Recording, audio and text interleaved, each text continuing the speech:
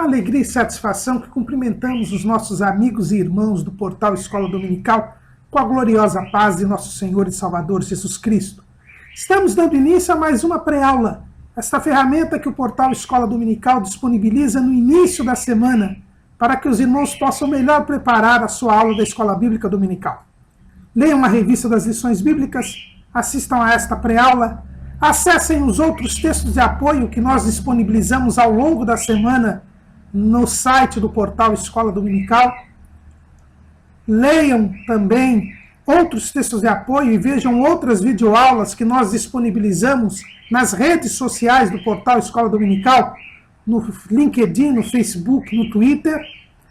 Também convidamos os irmãos a ouvirem as leituras diárias dos textos sugeridos na revista das lições bíblicas, breves comentários em áudio que nós disponibilizamos no site do portal Escola Dominical. Acessem também a sala dos professores do portal Escola Dominical. Se tiverem alguma dúvida, está ali na aba em cima ali do portal Escola Dominical.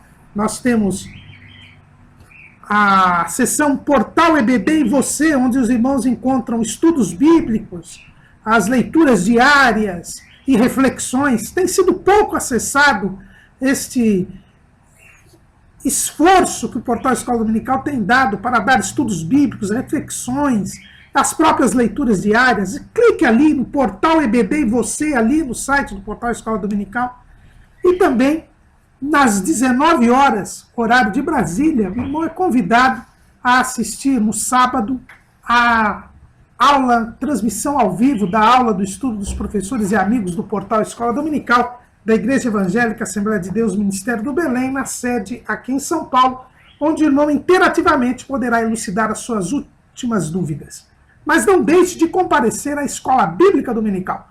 Tudo isso é preparação para o evento que é a Igreja Reunida, evangelizando enquanto ensina e ensinando enquanto evangeliza, como nos fala o pastor Antônio Gilberto. Neste primeiro trimestre de 2016, nós estamos estudando a escatologia. O tema é o final de todas as coisas, esperança e glória para os salvos. E hoje estaremos estudando a última lição, a lição de número 13, o destino final dos mortos. E assim, estudando o último bloco que fala da consumação de todas as coisas. Nós já falamos dos novos céus e nova terra, e hoje estaremos a falar do destino final dos mortos. Alguém pode dizer, mas por que falar do destino final dos mortos, se nós já falamos do juízo final, se nós já falamos dos novos céus e nova terra? É porque, inclusive, para muitos segmentos da cristandade, notadamente os amilenistas, a escatologia se reduz tão somente ao estudo da doutrina da morte. A morte é a passagem do homem para a eternidade. E, portanto, trata-se das últimas coisas. O homem, quando morre fisicamente, ele já passa para a eternidade. E começa a experimentar as coisas que estão para acontecer. Começa a experimentar o destino que ele próprio escolheu dentro dos dois caminhos que Deus lhe deu, o da salvação e o da perdição. É por isso que, desde as mais remotas eras, o estudo da doutrina da morte tem feito parte do estudo da escatologia, da doutrina das últimas coisas, porque é através da morte que nós passamos para a eternidade. Então, a questão da morte é uma questão que está afeta a escatologia, e é por isso que nós vamos estudá-la nesta última lição deste primeiro trimestre de 2016, que é comentado pelo pastor Elinaldo Renovato de Lima, presidente das Assembleias de Deus em Parnamirim, no estado do Rio Grande do Norte. Morte na Bíblia, irmãos, significa separação. Isto é fundamental para nós entendermos a doutrina da morte. Morte quer dizer separação e não aniquilação, fim de existência. Deus, ao criar os seres morais, ele os criou para nunca mais deixarem de existir. Ele é Deus, não tem princípio nem fim, é eterno. E os seres morais por eles criados, os anjos e os seres humanos, eles são eviternos, ou seja, tem princípio, mas não tem fim. Deus não fará desaparecer nenhum anjo, nenhum ser humano. Os seres morais, eles foram criados para existir para sempre. A sua condição de moralidade faz com que eles jamais deixem de existir. Então a morte, na Bíblia, quer dizer separação, assim como vida quer dizer comunhão. Foi isto que nós vemos quando Deus apontou a possibilidade da morte ao homem lá no Jardim do Éden. O Senhor disse, Gênesis capítulo 2, versículo 16, e ordenou o Senhor Deus ao homem, dizendo, de toda árvore do jardim comerás livremente, mas da árvore da ciência do bem e do mal dela não comerás, porque no dia em que dela comeres, certamente morrerás. O primeiro casal infringiu a ordem de Deus. Comeu do fruto proibido da árvore da ciência do bem e do mal. Mas continuou existindo. Continuou existindo. Vejam bem que, capítulo 3, versículo 6, e vendo a mulher que aquela árvore era boa para se comer e agradável aos olhos e árvore desejável para dar entendimento, tomou do seu fruto e comeu, e deu também a seu marido, e ele comeu com ela. Então foram abertos os olhos de ambos, e conheceram que estavam nus, e coseram folhas de figueira, e fizeram para si aventais. Eles não deixaram de existir, embora já estivessem mortos, porque com o pecado eles foram separados de Deus. É o que Paulo diz, o salário do pecado é a morte. E o que quer dizer esta morte? Nós lemos lá em Isaías, capítulo 59, versículo 2. Mas as vossas iniquidades fazem divisão entre vós e o vosso Deus, e os vossos pecados encobrem o seu rosto de vós, para que vos não ouça. A morte de que diz Paulo que o salário do pecado é a morte, não é? Lá em Romanos, capítulo 6, versículo 23, porque o salário do pecado é a morte, mas o dom gratuito de Deus é a vida eterna por Cristo Jesus nosso Senhor. O que é a morte? É esta separação que Isaías faz. Então, morte na Bíblia significa separação, e vida é comunhão. Por isso que o dom gratuito de Deus é a vida eterna. Jesus diz que quem crê em mim passou da morte para a vida. Por quê? Porque entra em comunhão com Deus. É o que o Senhor fala na oração sacerdotal. Para que todos sejam um. Como eu e tu, ó Pai, somos um. A semente da mulher prometida lá no Éden por Deus iria restabelecer a amizade entre Deus e o homem, a comunhão. Então é aí que nós vemos que morte na Bíblia significa separação, vida significa comunhão. O homem não foi feito para morrer. Embora a morte fosse uma possibilidade, como nós vemos aqui, quando Deus fala no Éden, o homem não foi feito para morrer. É por isso que Deus colocou no jardim do Éden a árvore da vida no meio do jardim. O homem todos os dias tinha acesso à árvore da vida. Dela poderia comer livremente. E todo final do dia o Senhor comparecia para ter um momento especial com o homem. O homem, pela árvore da vida, se mantinha sem corrupção no seu corpo. Se mantinha o seu corpo em perfeita manutenção. Ele não se corrompia, ele não se degenerava. E a alma e o espírito estavam em comunhão com Deus. O homem não foi feito, portanto, para morrer. Mas a morte era uma possibilidade. Se ele pecasse, ele morreria. Foi o que disse o Senhor. E, infelizmente, foi o que aconteceu. O primeiro casal pecou. E, ao pecar, ele morreu. E são 4 os tipos de morte. Quando eles comeram do fruto, seus olhos foram abertos, eles perceberam que estavam nus, tentaram se vestir com folhas de figueira cozidas, mas o Senhor compareceu no final do dia, como sempre fazia. E o homem e a mulher fugiram da presença de Deus. É o que nós vemos lá no livro do Gênesis, no capítulo 3. O Senhor, e ouviram a voz do Senhor Deus, que passeava no jardim pela viração do dia, e escondeu-se Adão e sua mulher da presença do Senhor entre as árvores do jardim. Não havia mais comunhão entre Deus e o homem.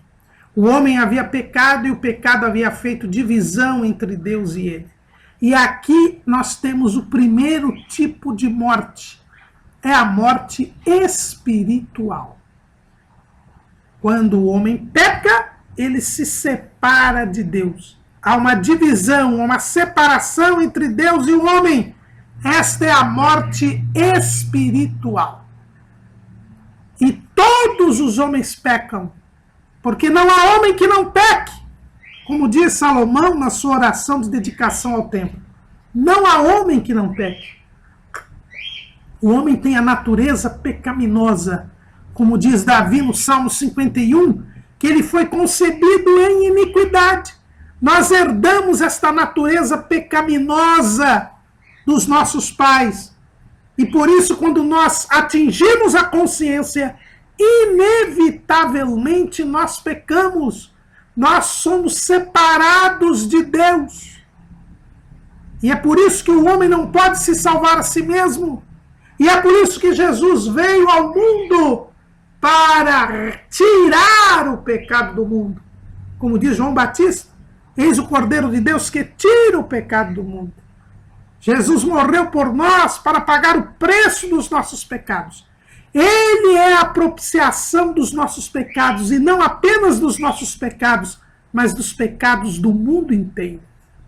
Jesus veio tirar o pecado de nós. E o pecado tem como salário, como recompensa a morte. E a primeira morte é a morte espiritual. Estamos separados de Deus. A morte espiritual é a separação do homem e de Deus por causa do pecado. Esse é o primeiro tipo de morte, a morte espiritual. Por isso que o apóstolo Paulo diz lá na Epístola aos Efésios, no capítulo 2, e vos vivificou, estando vós mortos em ofensas e pecados. Todo ser humano, quando adquire a consciência, ele escolhe o mal e não o bem por causa da sua natureza pecaminosa. E por isso, ele é morto. Ele está morto em seus delitos e pecados. Está separado de Deus. Então, o primeiro tipo de morte é a morte espiritual. É a separação entre Deus e o homem. Mas, quando o primeiro casal pecou, ele também foi ferido pela morte moral. Vejam bem. E chamou o Senhor Deus e disse, onde estás? E ele disse, ouvi a tua voz soar no jardim e temi, porque estava nu e escondi-me. E disse Deus, quem te mostrou que estavas nu? Comeste tu da árvore de que te ordenei que não comesses? Então disse Adão, a mulher que me deste por companheira, ela me deu da árvore e comi. E disse o Senhor Deus à mulher, por que fizeste isso? E disse a mulher, a serpente me enganou e eu comi. Aqui nós temos a morte moral. O homem não assumiu a sua responsabilidade por causa do pecado. Pôs a culpa no outro. Quebrou os seus laços de fraternidade com o próximo. Procurou o mal do próximo para se livrar. Vejam que o eu domina Adão. Ele diz assim,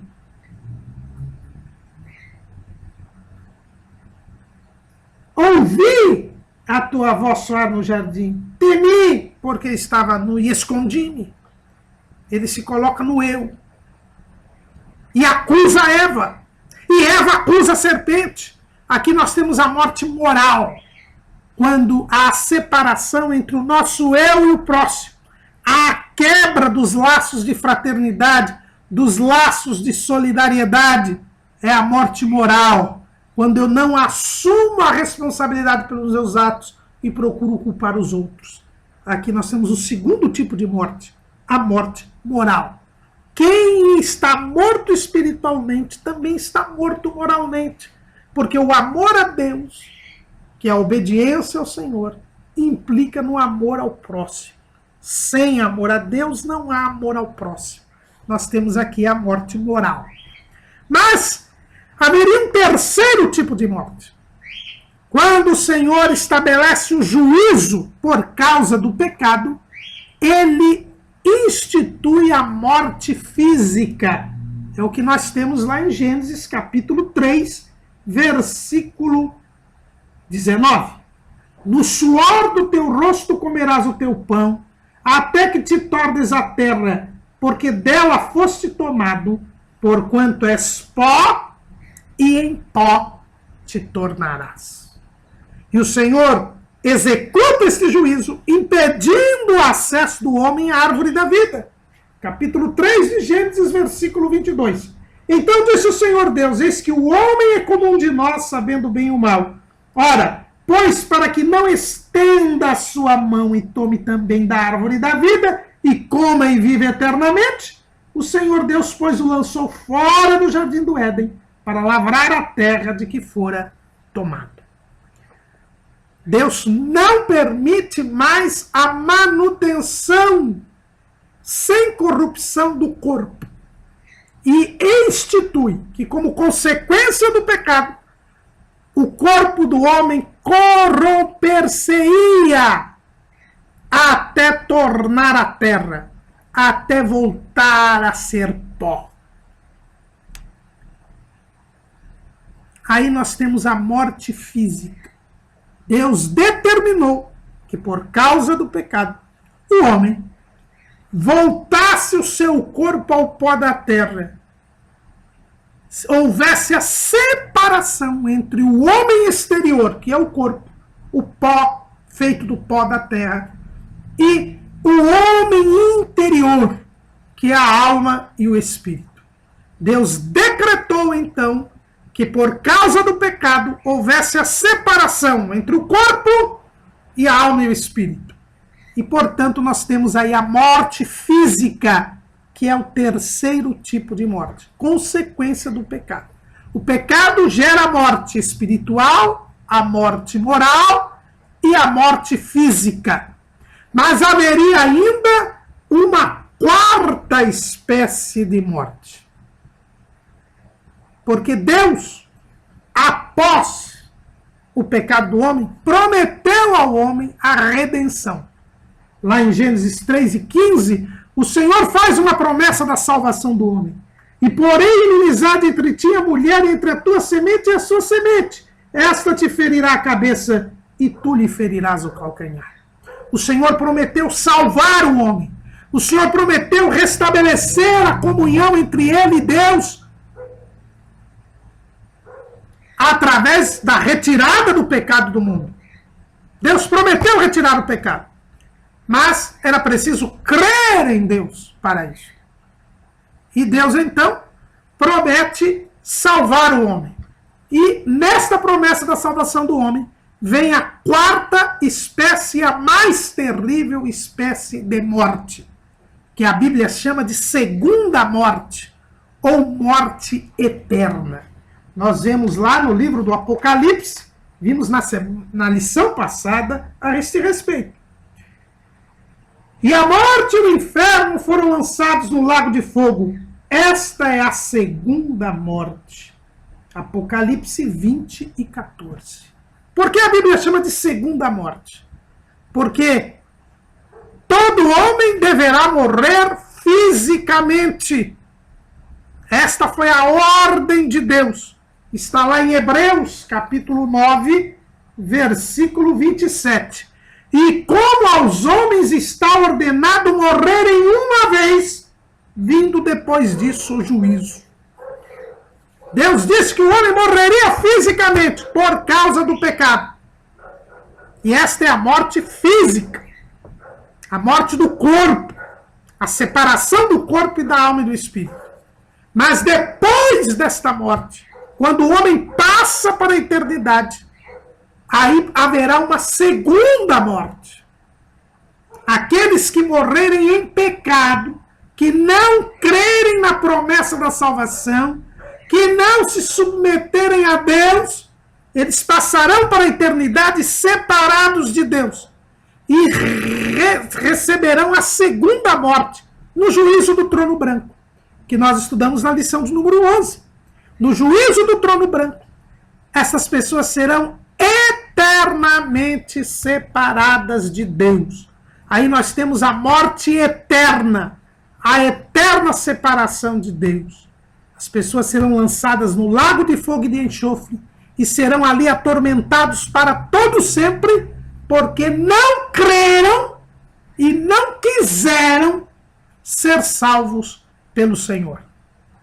É por isso que nós temos aqui esta quarta espécie de morte, que é chamada de segunda morte, porque é a morte eterna.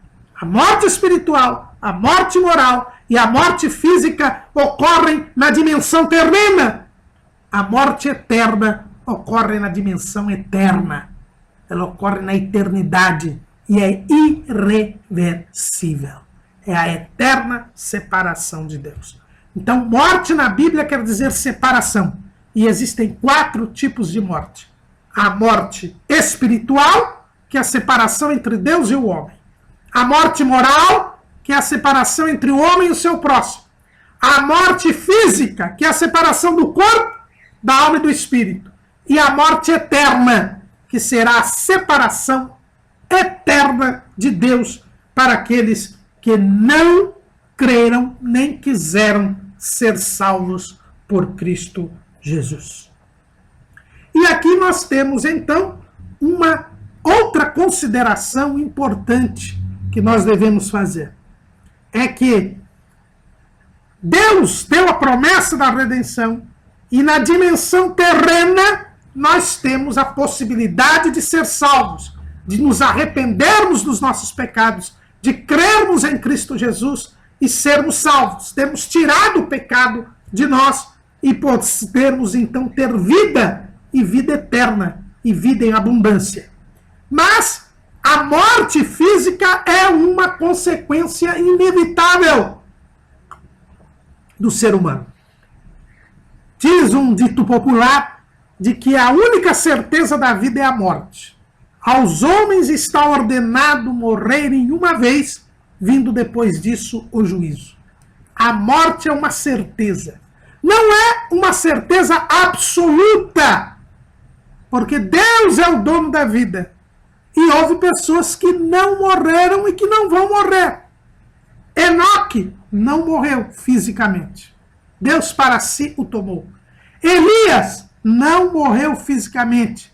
Deus o arrebatou. Os crentes que estiverem vivos no dia do arrebatamento da igreja também não passarão pela morte física, porque serão transformados.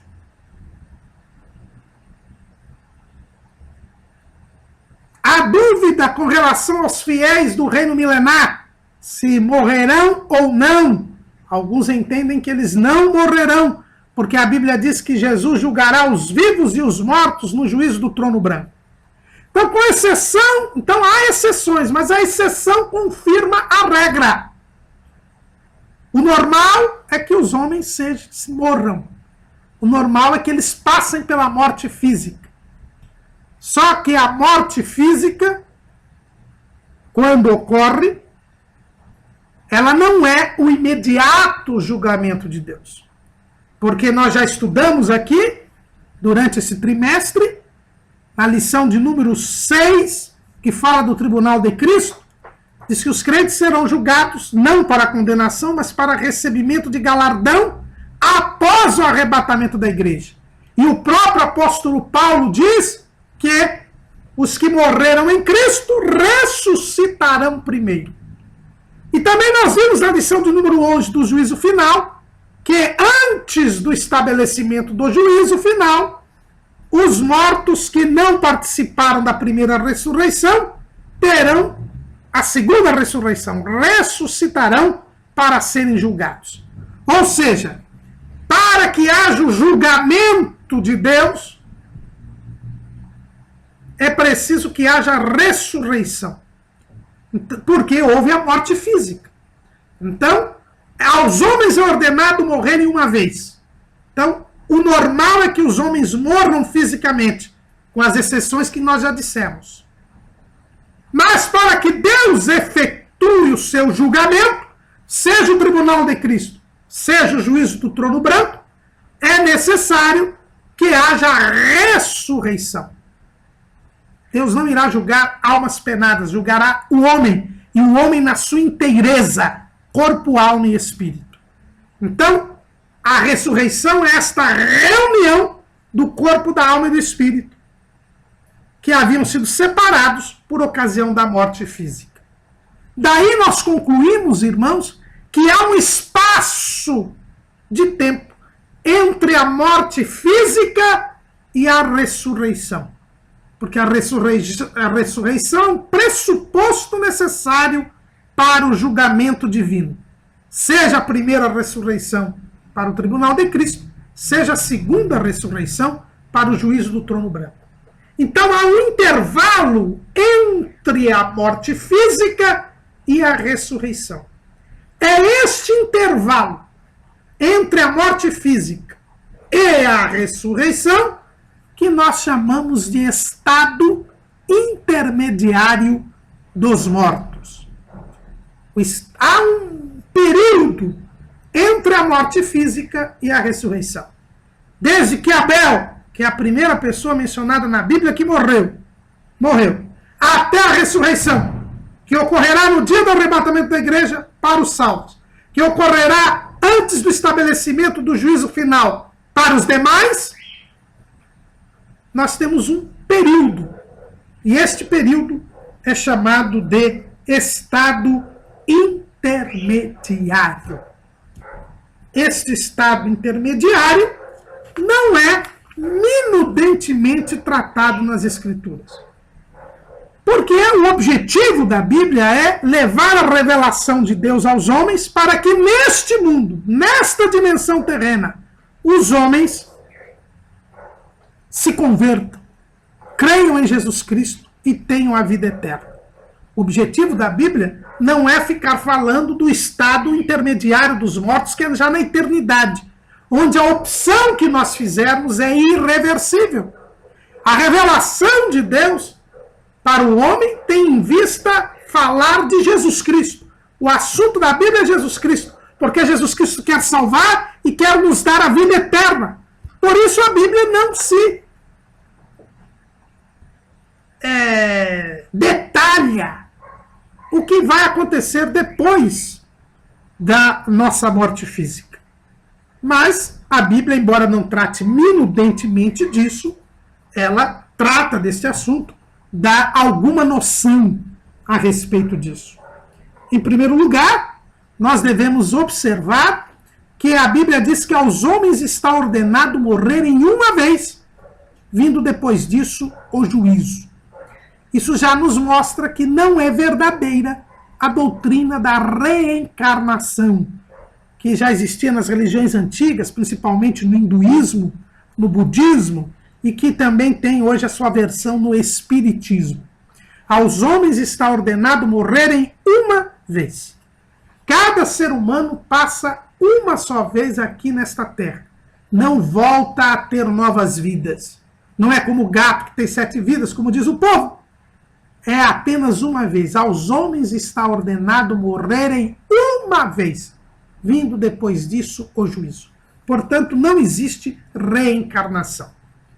A Bíblia diz, por outro lado, que em ocorrendo a morte física, nós temos o início do juízo. Começa o juízo, que é chamado de juízo particular, juízo individual. É o que nós lemos ali em Eclesiastes, capítulo 12, versículo 7. O livro de Eclesiastes, nós todos sabemos, escrito por Salomão, ele é um livro que fala da realidade terrena. O escritor, Salomão, o pregador, ele fala sobre a realidade da vida debaixo do sol, debaixo do céu. E a morte é uma realidade da vida debaixo do céu, debaixo do sol.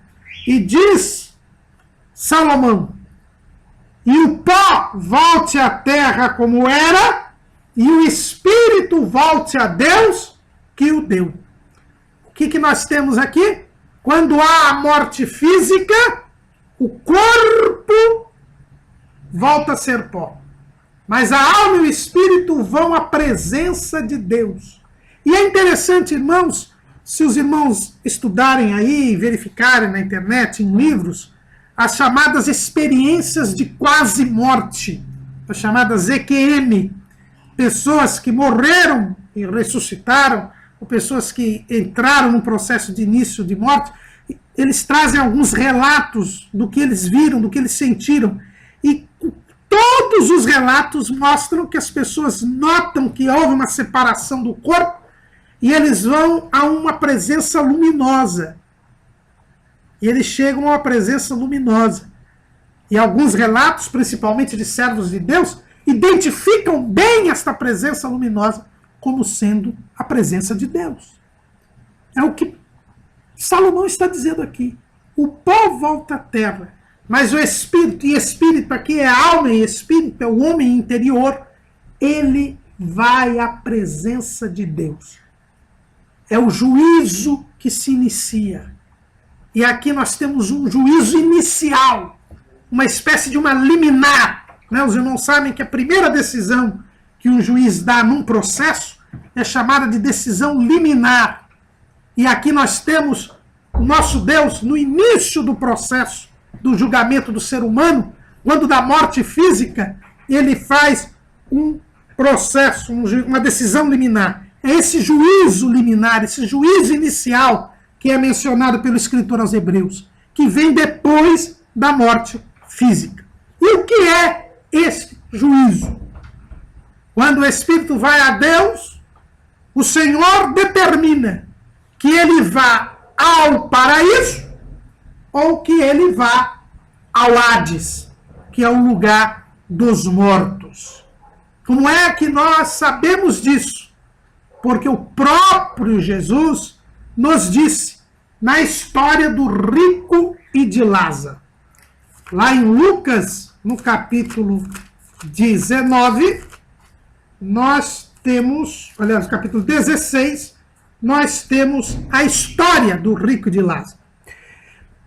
Muito se discute se isso é uma história ou uma parábola. Né? O título da maior parte das Bíblias diz a parábola do rico e do Lázaro. Mas o texto bíblico não diz que é parábola. E aqui há alguns elementos que mostram que isto não é uma parábola.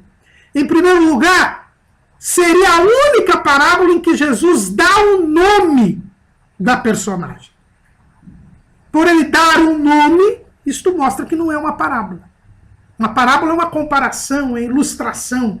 Mas Jesus dá o nome de uma das personagens, Lázaro. Outra, ele diz assim, ora, havia um homem rico. Ele diz que existia. Então também isso não é uma história, não é uma parábola, é uma história. Mas ainda que fosse uma parábola, Jesus não iria contar uma parábola em cima de fantasias, em cima de fatos inverídicos ou contrários à realidade. Se Jesus, mesmo que seja uma parábola é uma ilustração do que acontece. É uma ilustração de fatos verídicos. Jesus é a verdade, ele não pode mentir, nem fantasiar. Então, ainda que seja uma parábola, ainda que esses fatos não tenham ocorrido, Jesus mostra o que se acontece no mundo do além. Jesus não iria contar uma parábola com fatos inverídicos, com mentiras e com fantasias. Então, seja uma história ou seja uma parábola, Jesus aqui nos mostra a realidade do mundo do além. E ele diz que o rico, que era rico, mas desobediente a Deus, quando ele morreu, ele foi lançado no Hades. E o mendigo, que era temente a Deus, Lázaro, que era temente a Deus, ele é levado pelos anjos ao seio de Abraão. Então aqui nós vemos Jesus muito bem explicando o que acontece quando alguém morre fisicamente. Se ele morre no Senhor, ele é levado para um lugar de descanso, para um lugar de delícias, de repouso, onde aguardará a ressurreição no dia do arrebatamento da igreja. E esse lugar é o paraíso. Mas, irmão Caramuru, a parábola fala do seio de Abraão. Seio de Abraão é a mesma coisa que paraíso? Não, não é a mesma coisa. Lembremos que Jesus conta esta história antes de morrer por nós e de ressuscitar. Até a ressurreição, até a morte de Jesus, os justos eram levados ao seio de Abraão, que ficava ao lado do Hades, que é o lugar dos mortos, do lugar do tormento. Na verdade, a gente pode dizer que havia um lugar dos mortos, que os teólogos chamam da mansão dos mortos, da morada dos mortos, que podemos chamar de Hades no sentido amplo, onde havia 2 compartimentos separados por um abismo. O seio de Abraão, onde estão os justos, onde estavam os justos, e o Hades, o lugar do tormento, Hades no sentido menor da palavra, o lugar do tormento. Então, quando a pessoa morre, o corpo vai à terra, e sua alma e seu espírito, antes da morte de Jesus, iam para o seio de Abraão ou para o lugar do tormento, o Hades propriamente dito. É o que Jesus nos ensina. O rico foi para o Hades e o Lázaro foi para o seio de Abraão. Só que quando Jesus estava na cruz e aquele ladrão se arrependeu, o Senhor Jesus disse para ele: hoje mesmo estarás comigo no paraíso. Jesus fala que o ladrão arrependido não iria para o seio de Abraão, mas iria para o paraíso. E onde fica o paraíso? O paraíso é o terceiro céu. É o que a gente vê lá em 2 Coríntios, capítulo 12. Conheço um homem em Cristo que há 14 anos, se no corpo não sei, se fora do corpo não sei, Deus o sabe, foi arrebatado até o terceiro céu. Então, o paraíso fica no terceiro céu. O seio de Abraão ficava do lado do lugar de tormento, nas regiões inferiores. Inferiores. Por isso o nome inferno. Inferno quer dizer as regiões inferiores. Nessas regiões inferiores ficam os mortos. Um lugar espiritual. E ali ficavam os justos no seio de Abraão e os injustos, os ímpios, no Hades, no lugar de tormento. Mas quando Jesus morreu, ao morrer, ele teve que ir para a mansão dos mortos, porque ele morreu. E todos iam para o lugar dos mortos. E Jesus, como se fez homem, ele se submeteu a tudo isso. Ele foi à mansão dos mortos. Mas ali chegando, a morte não pôde prendê-lo, porque ele nunca havia pecado. O salário do pecado é a morte. Jesus venceu o pecado e por isso também venceu a morte. Jesus, ao chegar à mansão dos mortos, em primeiro lugar, ele pregou àqueles todos que ali estavam presos pela morte. É o que diz Pedro lá no capítulo 3, no versículo 18. Porque também Cristo padeceu uma vez pelos pecados, o justo pelos injustos, para levar-nos a Deus, mortificado na verdade na carne, mas vivificado pelo Espírito, no qual também foi e pregou aos espíritos em prisão, os quais no outro tempo foram rebeldes, quando a longanimidade de Deus esperava nos dias de Noé, enquanto se preparava a arca, na qual poucas, isto é, 8 almas, se salvaram pela água. Jesus vai e desce à mansão dos mortos, porque fica nas regiões inferiores. E lá ele prega, não para salvar ninguém, mas para demonstrar que a promessa de Deus da redenção havia se cumprido. Que a semente da mulher havia se deixado ferir o calcanhar, morrendo por nós. Mas agora ele esmagava a cabeça da serpente. Jesus vai às mansões dos mortos, prega a palavra, mostra o cumprimento da promessa da redenção, e aí acontece o que Paulo diz lá em Efésios, capítulo 4, versículo 8. Pelo que diz, subindo ao alto, levou cativo o cativeiro e deu dons aos homens. Ora isto, ele subiu, que é senão que também antes tinha descido às partes mais baixas da terra? Aquele que desceu é também o mesmo que subiu acima de todos os céus para cumprir todas as coisas. Paulo aqui, citando um salmo, ele retém a revelação do Espírito Santo desta predição dos salmos. Os salmos que ele cita aqui.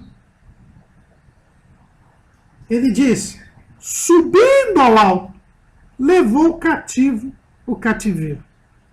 Aqui nós temos claramente Deus mostrando que Jesus desceu às mansões inferiores, as mansões dos mortos, e depois levou os justos do seio de Abraão para o paraíso, para o terceiro céu. É por isso que ele disse para o ladrão arrependido, hoje mesmo estarás comigo no paraíso.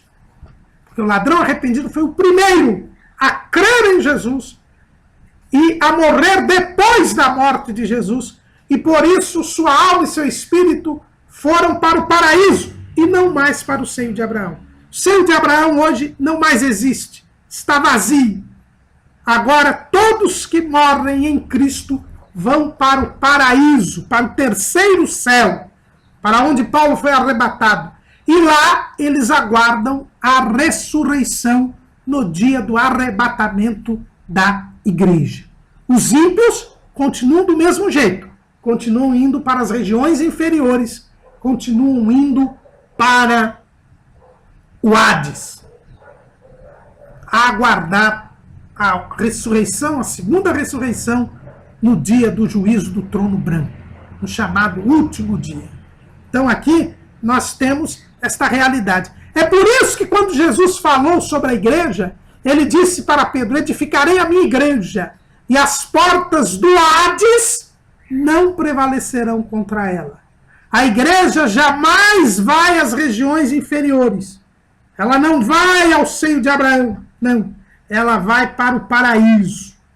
Até aqui nós vemos que a obra de Cristo, como diz o pastor Antônio Gilberto, no seu livro O Calendário da Profecia, ele diz que a obra redentora de Cristo não influenciou apenas o mundo na terra, mas também o mundo do além, transferindo os justos do seio de Abraão para o paraíso.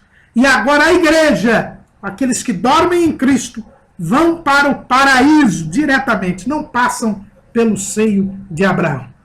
Então, quando alguém morre, ele é submetido a um juízo preliminar. Se morreu em Cristo, em comunhão com Deus, ele vai para o paraíso.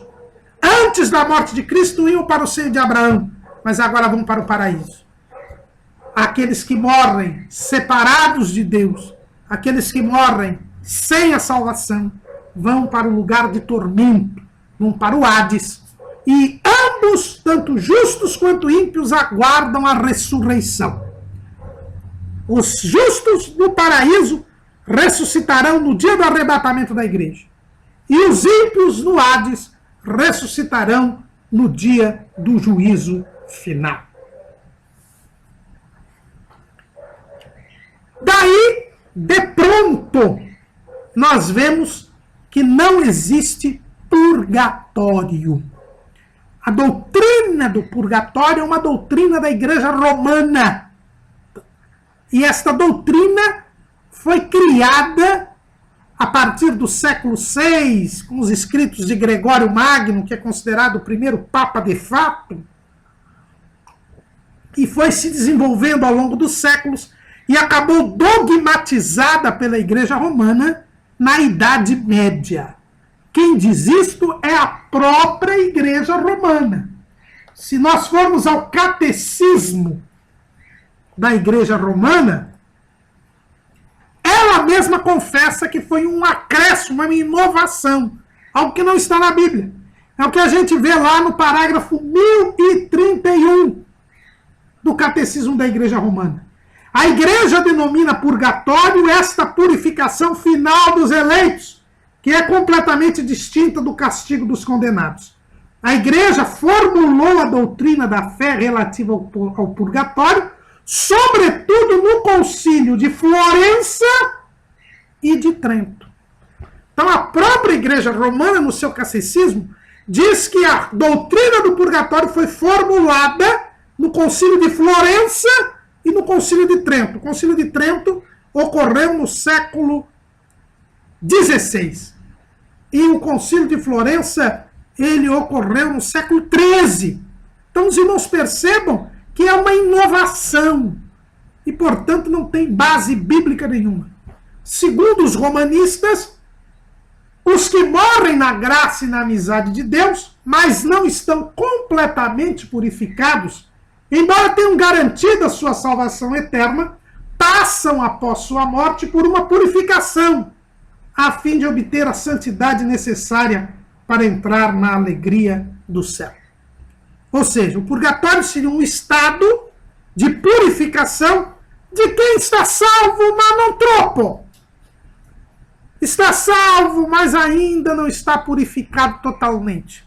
Ele precisa se purificar. Então ele não vai direto para o céu. Ele vai para o purgatório. Ele passa por esse estado de purificação para só depois entrar no céu. Isto não tem nenhum respaldo bíblico. Quem está na graça e na amizade de Deus está santificado, está em comunhão com Deus. Quem crê em Jesus Cristo é justificado pela fé e por isso é santificado. Nós, quando cremos em Jesus, já somos santificados, já somos justificados. Não temos nada a pagar. E, portanto, se morremos na amizade de Deus, nós vamos para o paraíso. Foi o que Jesus disse ao ladrão arrependido. Hoje mesmo estarás comigo no paraíso. Não tem necessidade nenhuma de uma purificação, porque o sangue de Jesus nos purifica de todo pecado. Se você tem pecado, se você não está em santidade, a alma que pecar, essa morrerá. Você não irá para o purgatório. Você irá para o Hades, porque ali é o lugar daqueles que morreram sem estar em comunhão com Deus. O profeta Ezequiel ele é bem claro a esse respeito. Lá no capítulo 18 do livro do profeta Ezequiel, nós vemos: a alma que pecar, essa morrerá. Se você está em pecado, você está separado de Deus, vai para o Hades. Se você está em comunhão com Deus, você vai para o paraíso, porque você creu em Jesus e Jesus te purificou de todo pecado. Dizem os romanistas, não, mas o pecado ele traz culpa, mas ele também traz penas. Jesus nos livra da culpa do pecado, mas não das penas do pecado. Então, a pessoa que não pagou pelas consequências do pecado, vai fazê-lo no purgatório. É que ensina os romanistas. Mas não é o que a Bíblia ensina. É verdade, o pecado traz consequências. E essas consequências, pela justiça de Deus, devem ser satisfeitas. O ladrão da cruz, ele pediu perdão, foi perdoado e foi para o paraíso, mas ele morreu na cruz. Ele pagou pelas consequências do seu pecado. Ele morreu crucificado. Ele pagou a pena. A lei da semeadura nos fala bem isso. Não erreis. Deus não se deixa escarnecer, porque tudo que o homem semear, isso também ceifará. Porque o que semeia na sua carne, da carne ceifará a corrupção, mas o que semeia no Espírito, do Espírito ceifará a vida eterna. E não nos cansemos de fazer bem, porque a seu tempo ceifaremos, se não houvermos desfalecido. Então, enquanto temos tempo, façamos bem a todos, mas principalmente aos domésticos da fé. Essa é a lei da semeadura. Davi teve o seu pecado perdoado, mas pagou pelas consequências dele. O purgatório é aqui mesmo na terra. Aqui mesmo nós pagaremos pelo que tivermos feito de mal. E seremos julgados no além pelo que fizemos por meio do corpo, ou bem ou mal, no tribunal de Cristo. E a doutrina romanista do purgatório confunde as coisas. Ele acha que a pessoa deverá purgar os seus pecados na eternidade para entrar no céu. Nada disso. As consequências do pecado nós colhemos aqui mesmo na terra. E lá no tribunal de Cristo, já salvos, já tendo passado pelo paraíso, se não estivermos vivos no dia do arrebatamento da igreja, o Senhor dará a cada um segundo a sua obra. As obras que foram feitas, como nós já estudamos na lição número 6, de palha, feno e madeira, serão consumidas. As que foram de pedras preciosas, ouro e prata, serão galardoadas, resistirão ao fogo, que não é fogo purificador, que não é um fogo que nos levará a depois entrar no paraíso, não. O tribunal de Cristo já é um julgamento definitivo posterior à ressurreição. Se você está em comunhão com Deus, se você está em paz com Deus, você vai para o paraíso. Não precisa passar por nenhum purgatório. Não há como o purgatório ser defendido diante da doutrina bíblica. Quem morre ou vai para o paraíso, ou vai para o Hades, aguardando a ressurreição. E depois da ressurreição, cada um será julgado segundo as suas obras. Visto, então, qual o destino no estado intermediário dos mortos, ainda estudando sobre o estado intermediário dos mortos, nós devemos lembrar que o estado intermediário dos mortos não é um estado de inconsciência. Há aqueles que defendem o chamado sono da alma. Ou seja, a pessoa depois que morre, ela fica inconsciente até a ressurreição.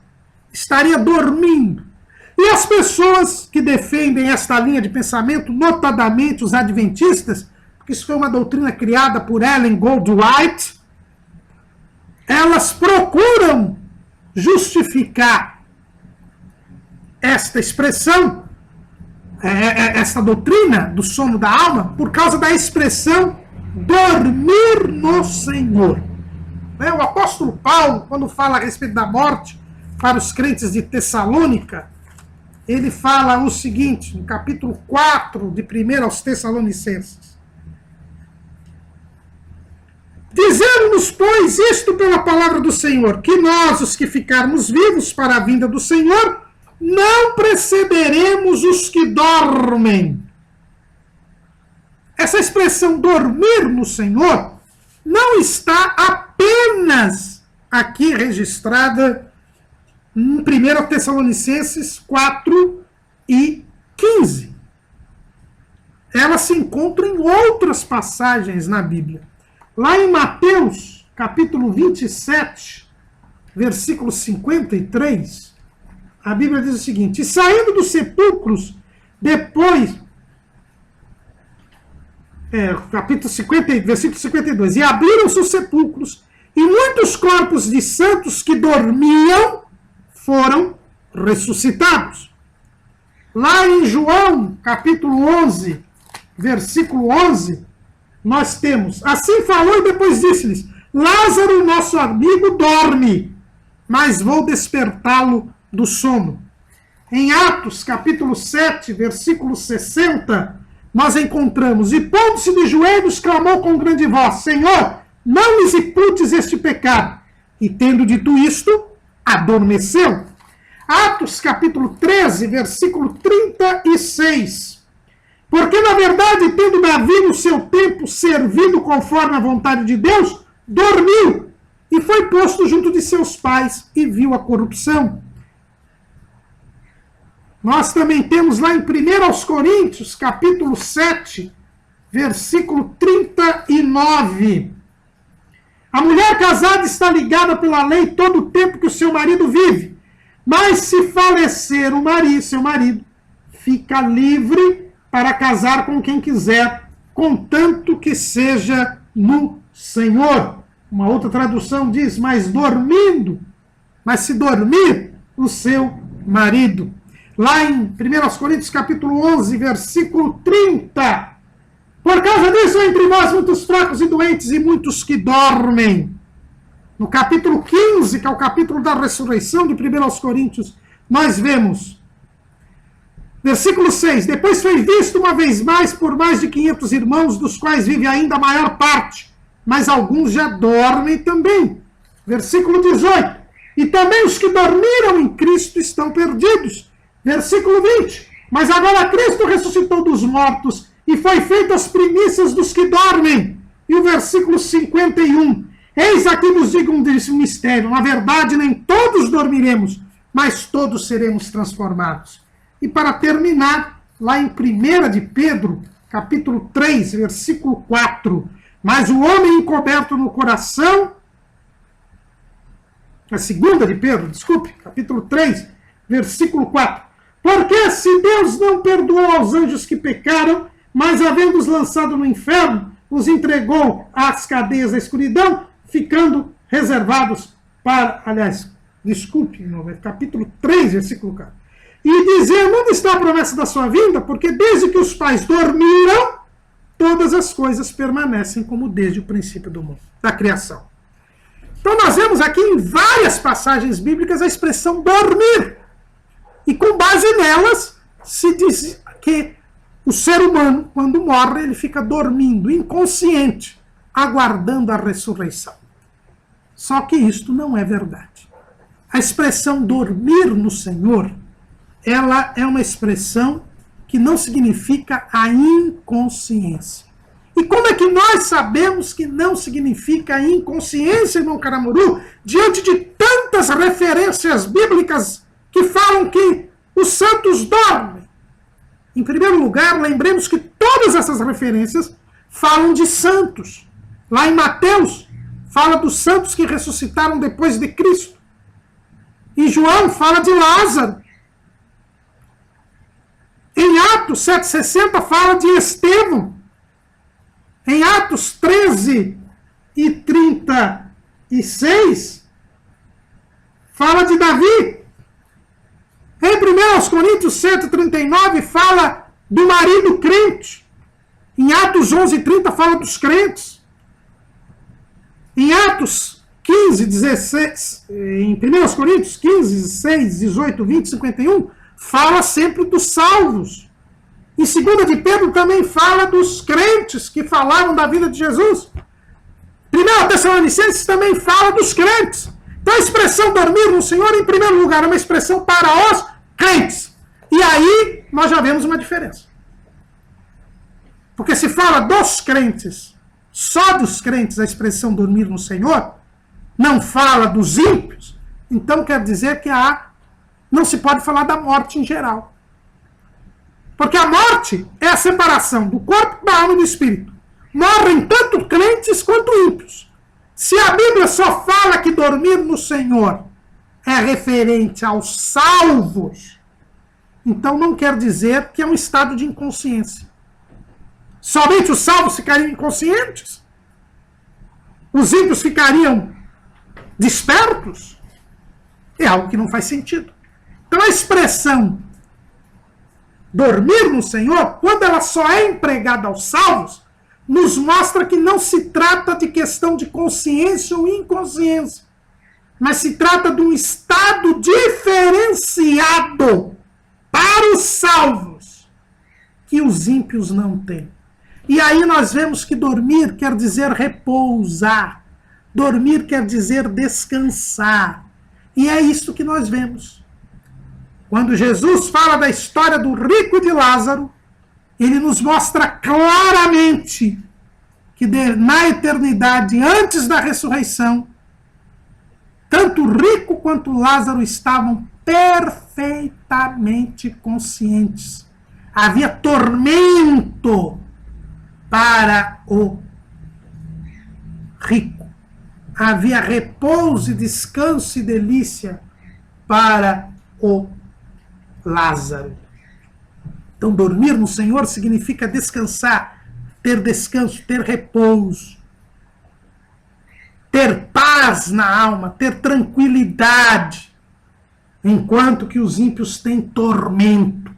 E não há maior tormento do que saber que você será condenado no juízo do final e para todo sempre você estará separado de Deus. Esse é o maior tormento que pode existir.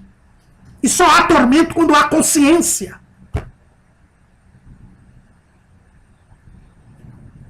Jesus, ao contar a história do rico e de Lázaro, ele mostra muito bem isso. É por isso que os adventistas batem muito para dizer que é uma parábola, porque isso aqui desmente cabalmente a doutrina do sono da alma.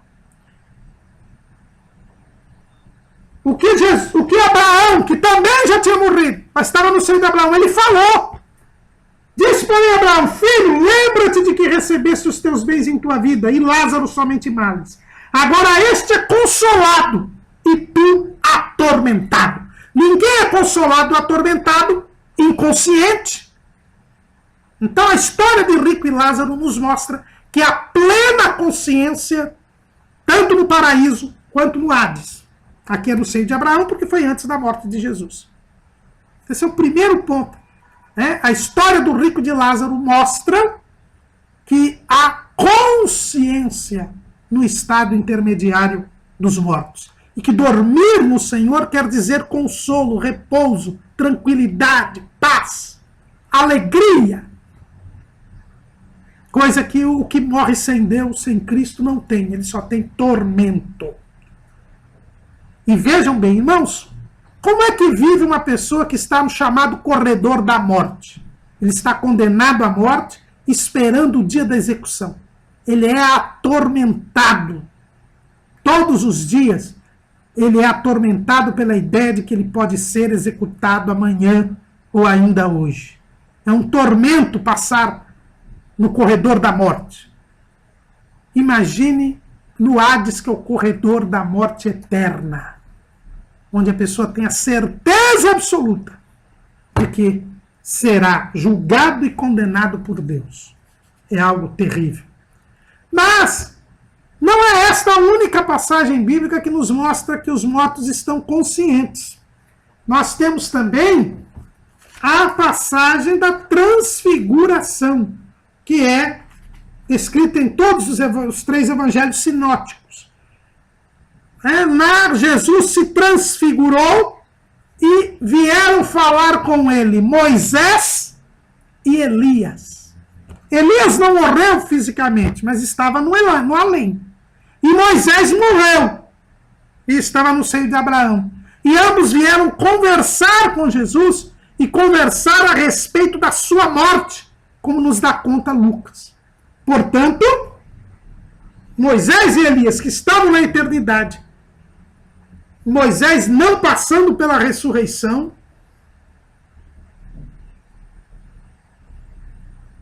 conversava com Jesus, estava plenamente consciente. E alguém aqui pode dizer, mas então há comunicação entre vivos e mortos? Não, não há comunicação entre vivos e mortos. A comunicação entre vivos e mortos é uma doutrina espírita. Nós colocamos aí em nosso esboço a definição de espiritismo do próprio dicionário Kubler-Ross. Diz que a doutrina espírita é aquela que defende a comunicação entre vivos e mortos. O próprio Allan Kardec,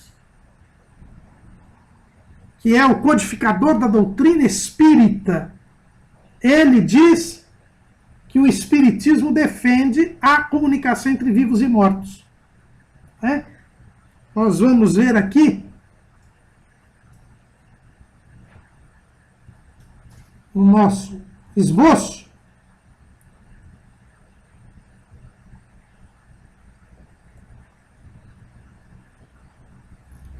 a afirmação de Allan Kardec no seu Livro dos Espíritos. A doutrina espírita ou espiritismo tem por princípio as relações do mundo material com os espíritos ou seres do mundo invisível.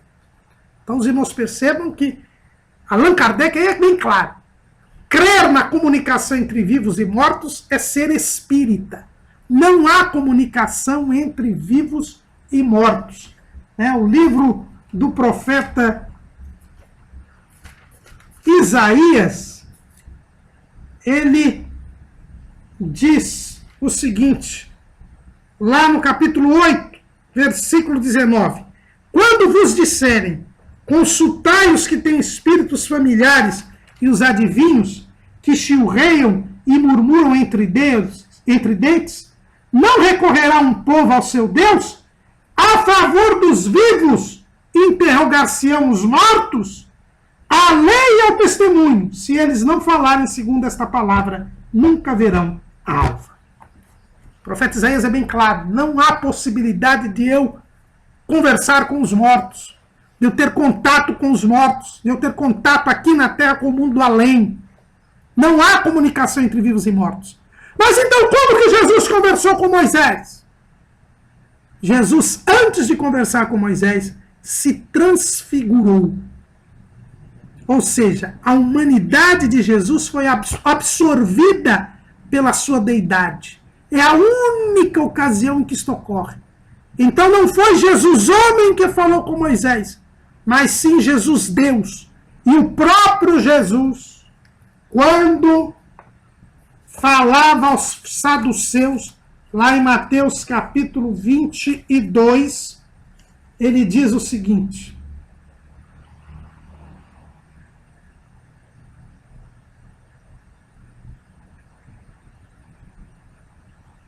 capítulo 22, versículo 31. E acerca da ressurreição dos mortos não tendes lido o que Deus os declarou, dizendo: eu sou o Deus de Abraão, o Deus de Isaac e o Deus de Jacó? Ora, Deus não é Deus dos mortos, mas dos vivos.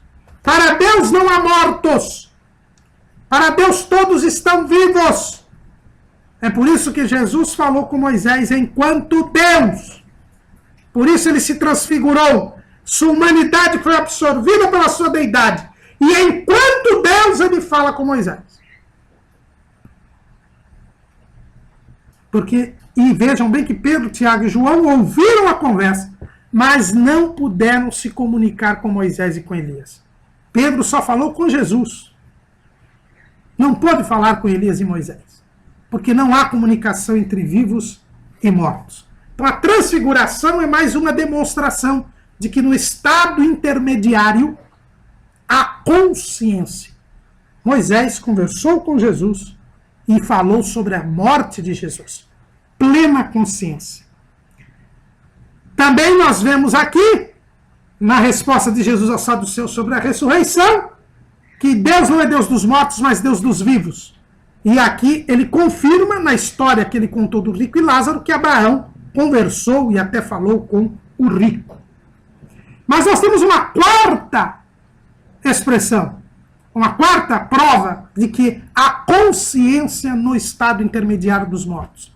Quando Jesus diz para o ladrão da cruz, hoje mesmo estarás comigo no paraíso.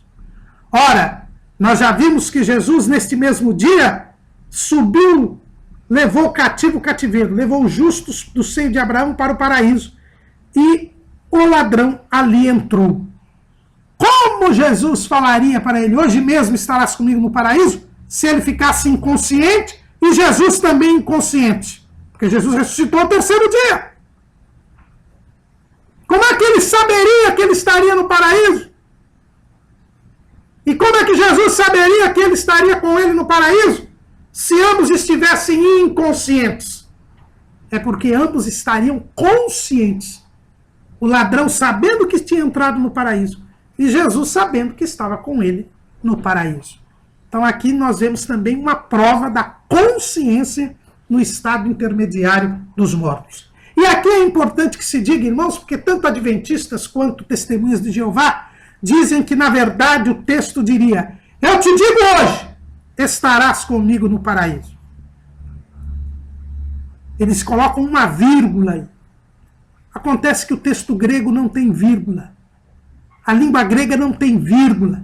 Isso é só uma invenção para tentar tirar um texto que contraria a invenção. Hoje mesmo estarás comigo no paraíso. É assim que está escrito, no original. E, portanto, não existe esse negócio. Eu te digo hoje, estarás comigo no paraíso. Não. Essa vírgula que é colocada é espúria. É apenas uma distorção do texto bíblico. Porque o texto bíblico contradiz a doutrina do sono da alma. Mas existe um quinto fato que nos mostra que o estado intermediário dos mortos, ele é de consciência. Como nós já lemos aqui em 1 de Pedro 3,19, Jesus pregou aos espíritos em prisão, notadamente a geração antediluviana. Então, como é que Jesus, morto, estaria inconsciente pregando? Se ele pregou, é porque ele estava consciente. Não só ele, mas os ouvintes. Os ouvintes também estavam conscientes. Então, a pregação de Jesus aos espíritos em prisão é mais uma demonstração de que, no estado intermediário, nós temos consciência. Mas também nós temos o episódio dos mártires da grande tribulação. Lá, quando se abre o quinto selo, no capítulo 6 de Apocalipse, está escrito assim no versículo 9. E havendo aberto o quinto selo, vi debaixo do altar as almas dos que foram mortos por amor da palavra de Deus e por amor do testemunho que deram. E clamavam com grande voz, dizendo, até quando, ó verdadeiro e santo dominador, não julgas e vingas o nosso sangue dos que habitam sobre a terra? E foram dadas a cada um compridas vestes brancas.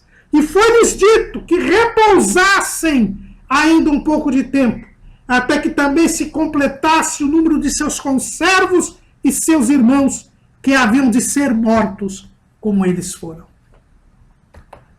Aqueles que morrerem por causa da fé em Cristo durante a grande tribulação serão levados ao paraíso. Esse lugar debaixo do altar é o terceiro céu, é o paraíso, porque o altar de Deus fica no céu dos céus. Quem morre por causa da fé em Cristo durante a grande tribulação continua indo para o paraíso. O paraíso terá sido esvaziado quando do arrebatamento da igreja. Mas os mártires da grande tribulação continuarão no paraíso, porque eles só ressuscitarão no início do milênio, como está escrito lá em Apocalipse capítulo 20, versículo 4. e vi as almas daqueles que foram degolados pelo testemunho de Jesus e pela palavra de Deus, e que não adoraram a besta nem a sua imagem, e não receberam sinal em suas testas nem em suas mãos. E viveram e reinaram com Cristo durante 1000 anos. Então, os mortos da grande tribulação, eles só ressuscitarão no início do milênio. Quando morrerem, e todos morrerão, como nós já estudamos aqui, o anticristo matará todos os santos do Altíssimo, eles vão para o paraíso. E lá no paraíso eles clamam pela vingança de Deus. Como é que alguém dormindo pode clamar pela vingança de Deus? E aí lhes são dadas vestes compridas para que repousem mais um pouco de tempo. E aqui nós vemos mais uma vez claramente que dormir no Senhor é o descanso, é o consolo, é o repouso, é a tranquilidade da alma, não a inconsciência. Muito pelo contrário, o regozijo por ter crido em Cristo e ter sido salvo, aguardando a ressurreição. Então, os mártires da grande tribulação mostram que o estado intermediário dos mortos é de plena consciência. Então, dormir no Senhor quer dizer ter descanso, ter tranquilidade, ter alegria, ter consolo por ter perseverado até o fim e ter sido salvo e aguardando a glorificação. É esta paz de consciência por saber que só lhes resta a glorificação para ter para sempre um convívio pleno com o Senhor. O que os crentes fazem no paraíso enquanto não vem o arrebatamento da igreja, nós não sabemos. Tudo que se fizer é mera especulação. Nós sabemos apenas que eles estão em descanso, repouso e consolo de Deus, aguardando a glorificação. A morte, ela é inevitável. As exceções confirmam a regra. Enoque e Elias, os arrebatados, os que estiverem vivos no dia do arrebatamento da igreja. Muito provavelmente os que forem fiéis a Deus e estiverem vivos no milênio. E o homem não foi feito para morrer. Por isso, irmãos, é natural que nós nos entristeçamos quando um ente querido meu morre, quando um amigo meu morre. É natural que nós nos choquemos com a morte, porque o homem não foi feito para morrer, e por isso a morte nunca é aceita por nós. Agora, ficar triste porque alguém morreu diante de uma situação de morte é algo absolutamente natural, porque o homem não foi feito para morrer. É por isso que o apóstolo Paulo, quando escreve aos crentes de Tessalônica, ele diz assim: não quero, porém, irmãos, que sejais ignorantes acerca dos que já dormem, para que não vos entristeçais como os demais que não têm esperança.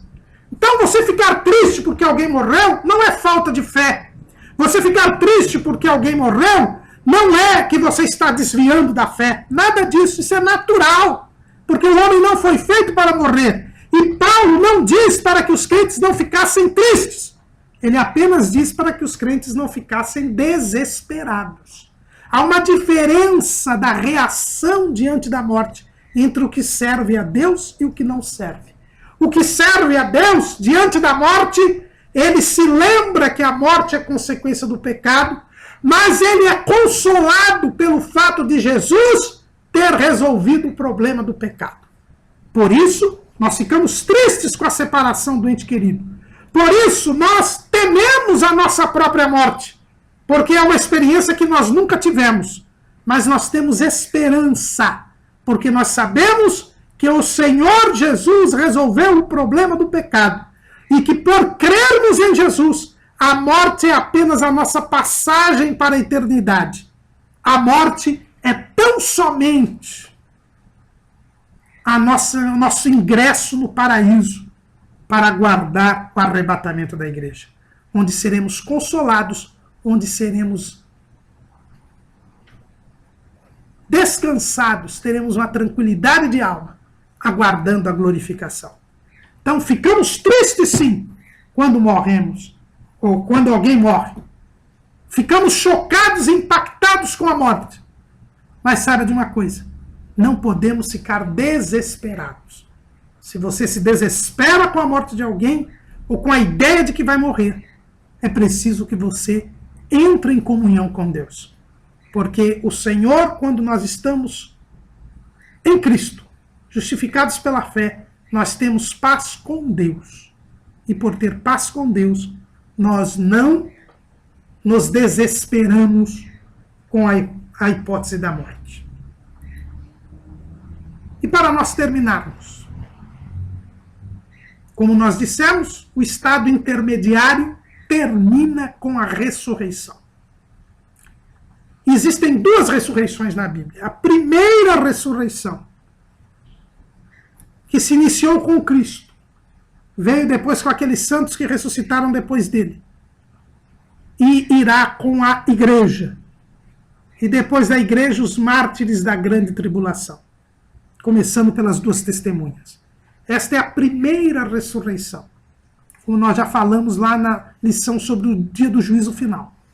Essa primeira ressurreição, ela fala a respeito dos que estão salvos. Bem-aventurado e santo aquele que tem parte na primeira ressurreição. Sobre estes não tem poder a segunda morte, mas serão sacerdotes de Deus e de Cristo e reinarão com ele 1000 anos. Quem faz parte da primeira ressurreição?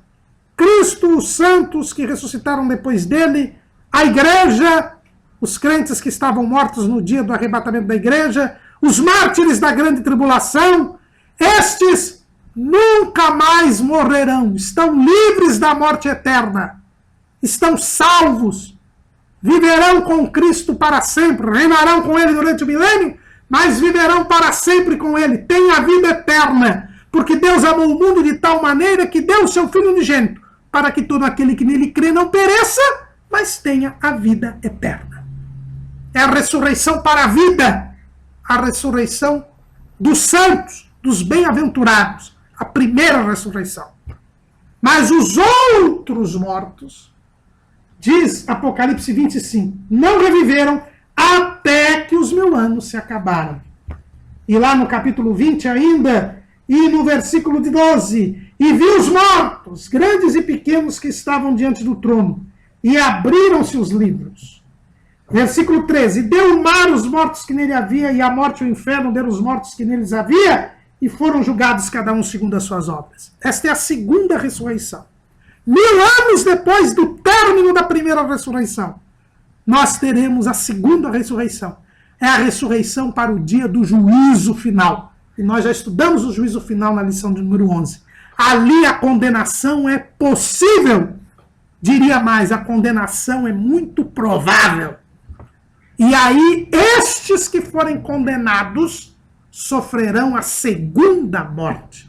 A primeira morte, eles ficaram no Hades aguardando o dia do juízo final. E agora, condenados, eles serão eternamente separados de Deus. Esta é a segunda morte. E a morte e o inferno foram lançados no lago de fogo. Esta é a segunda morte. E aí, irmãos, na morte eterna, as pessoas que estavam no Hades serão jogadas no lago de fogo e de enxofre, onde já estará o anticristo, o falso profeta, que foram lançados lá depois da batalha do Armagedon, o diabo e seus anjos que foram lançados depois da rebelião de Gog e Magog, e agora os seres humanos que quiseram viver separados de Deus serão lançados no lago de fogo e enxofre. E ali serão atormentados para todo sempre. E aí vem a última doutrina falsa que nós vamos falar hoje. É a doutrina da aniquilação. A morte eterna não é a aniquilação. Nós já vimos no início desta aula que a morte é separação. Não é verdade o que ensinam adventistas e testemunhas de Jeová, de que a morte eterna é deixar de existir. Não. A Bíblia diz que eles serão lançados no lago de fogo, que é a segunda morte. E o que fala a Bíblia a respeito deste lago? Mateus 25 e 41. Então dirá também aos que estiverem à sua esquerda: apartai-vos de mim, malditos, para o fogo eterno, preparado para o diabo e seus anjos. O fogo é eterno. E o versículo 46 diz: e irão estes para o tormento eterno, mas os justos para a vida eterna. O lago de fogo e de enxofre é um lugar de tormento eterno. Ninguém deixa de existir, porque foi preparado para o diabo e seus anjos. E o que diz a Bíblia a respeito do diabo? E o diabo que os enganava foi lançado no lago de fogo e de enxofre, onde está a besta e o falso profeta. E de dia e de noite serão atormentados para todo o sempre. Então, no lago de fogo e de enxofre não existe desaparecimento, aniquilação, eliminação. Essa é a chamada doutrina do aniquilacionismo. Não!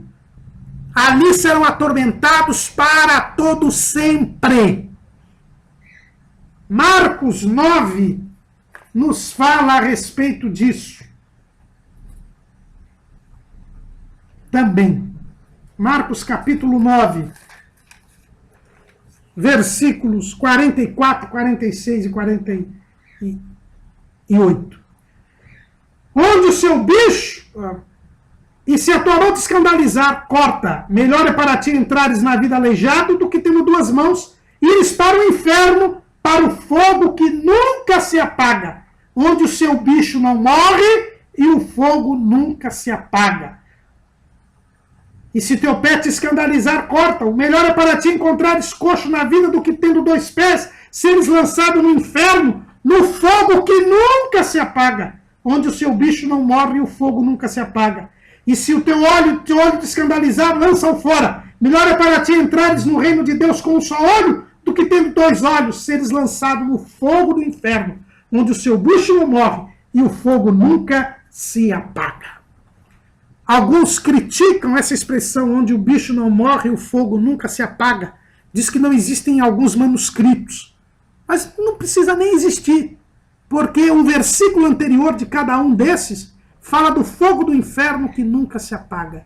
O fogo eterno de que fala Mateus. O tormento é para sempre. Para sempre. As pessoas que ali estiverem saberão que nunca deram crédito a Deus e agora viverão eternamente separados dele. Irmãos, ainda há tempo. Nós estamos na dimensão terrena. A morte física não nos tomou. E antes que venha o juízo, que estejamos em comunhão com Cristo, para que desfrutemos da vida eterna e não da morte eterna. Amém.